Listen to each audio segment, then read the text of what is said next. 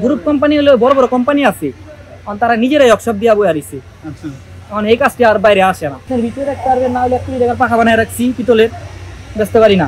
কিছু কিছু কারখানা মালিক আছে যারা কামের রেট যদি হয় 1 লাখ টাকা, তারা ওইটা কি করে 50,000 টাকা করে ফেলায়। কাজ কামের অবস্থা খারাপ হইলেও গ্রুপ কোম্পানিগুলো আছে না, তারা নিজেরাই কারখানা দিয়া বসে রয়েছে।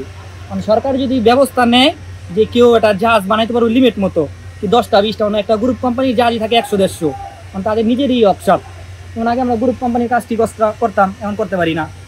এই দেখেন এই পর্যন্ত আইছেন সবই ফাঁকা। আপনার ভিতরে রাখতে পারবেন না হলে 1 কোটি টাকার পাখা বানায় রাখছি পিতলের, বেচতে পারি না। এই যে 2টা পাঙ্খা আনছি চিটাংতে 30 লাখ দিয়া, অনেক 2টা 20 লাখ বেতন যায় না। অরিজিনাল সিঙ্গাপুরের পাঙ্খা এসএস। ব্যবসার খুবই প্রতি মাসে আপনার 1 লাখ টাকা খরচ আছে, কারেন্ট বিল, স্টাফ বিল, পুরোটাই খরচ।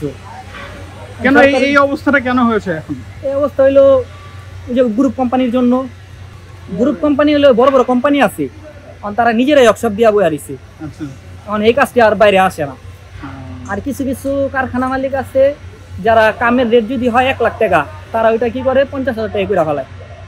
মানে বড় গ্রুপ গুলো তারা এত কম রেটে করে, ওইটা আমরা আর কি পারি না।